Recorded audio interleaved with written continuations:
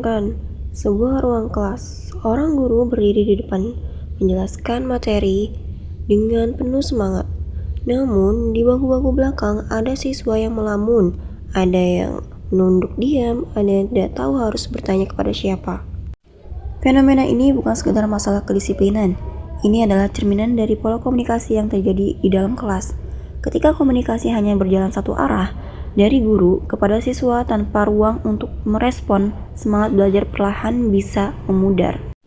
Dalam video edukatif ini, saya akan mengajak kalian melihat langsung fenomena komunikasi satu arah yang saya temukan lalu observasi lapangan di salah satu sekolah dasar di wilayah Bekasi.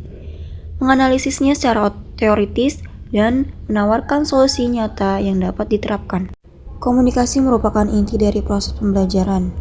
Menurut para ahli, pembelajaran yang efektif mensyaratkan adanya interaksi dua arah antara guru dan siswa. Namun pada kenyataannya, masih banyak kelas di sekolah dasar yang didominasi oleh ceramah satu arah, di mana guru menjadi satu-satunya sumber informasi tanpa memberikan ruang yang cukup bagi siswa untuk berpartisipasi aktif.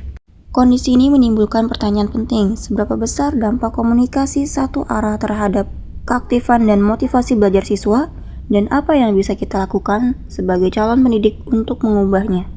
Video ini dibuat dengan 3 tujuan utama.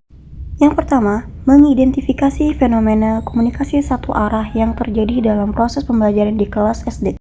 Kedua, menganalisis dampak komunikasi satu arah terhadap keaktifan dan motivasi belajar siswa berdasarkan teori komunikasi pendidikan. Dan ketiga, merumuskan solusi dan rekomendasi yang dapat diterapkan oleh guru untuk menciptakan komunikasi pembelajaran yang lebih efektif dan dua arah. Observasi dilaksanakan pada hari Selasa 7 April 2026 di sebuah sekolah dasar negeri di wilayah Bekasi. Saya mengamati proses pembelajaran di kelas 4 dengan jumlah siswa sekitar 30 orang. Observasi dilakukan selama satu sesi pembelajaran penuh menggunakan metode pengamatan langsung tanpa terlibat dalam kegiatan belajar mengajar. Selama pengamatan, saya menemukan bahwa proses komunikasi dalam kelas cenderung berjalan satu arah. Guru aktif menyampaikan materi, memberikan instruksi, dan mencatat di papan tulis. Namun, kesempatan bagi siswa untuk bertanya, berpendapat, atau merespon secara aktif sangat terbatas. Fenomena yang paling mencolok adalah rendahnya partisipasi aktif siswa. Ketika guru sesekali mengajukan pertanyaan, hanya 2 hingga 3 siswa yang sama yang selalu menjawab. Sebagian besar siswa diam, baik karena tidak memahami materi maupun karena tidak mendapat dorongan untuk terlibat.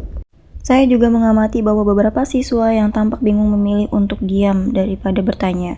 Mereka cenderung menunggu hingga teman di sebelah mereka menyelesaikan soal, lalu menyalin jawaban. Ini menunjukkan bahwa hambatan komunikasi yang serius antara siswa dan guru. Berdasarkan pengamatan saya, komunikasi satu arah berdampak pada 4 hal utama dalam proses pembelajaran. Dampak pertama, menurunnya konsentrasi siswa. Tanpa keterlibatan aktif, perhatian siswa mudah teralihkan karena mereka tidak merasa diperlukan dalam proses pembelajaran. Dampak kedua, kurangnya pemahaman materi. Siswa yang tidak memahami materi, namun tidak berani bertanya akan terus mengalami kesenjangan pemahaman yang semakin melebar. Dampak ketiga, melemahnya kepercayaan diri. Siswa yang tidak terbiasa berbicara di kelas akan semakin ragu untuk mengungkapkan pendapat di masa depan. Dampak keempat, rendahnya motivasi belajar. Ketika siswa merasa suaranya tidak didengar dan keterlibatannya tidak dibutuhkan, semangat untuk belajar pun berkurang secara signifikan. Untuk memahami fenomena ini secara lebih mendalam, mari kita tinjau dan perspektif teori komunikasi pendidikan. Dalam konteks pembelajaran, guru berperan sebagai encoder penyampaian pesan, sedangkan siswa adalah decoder penerima pesan.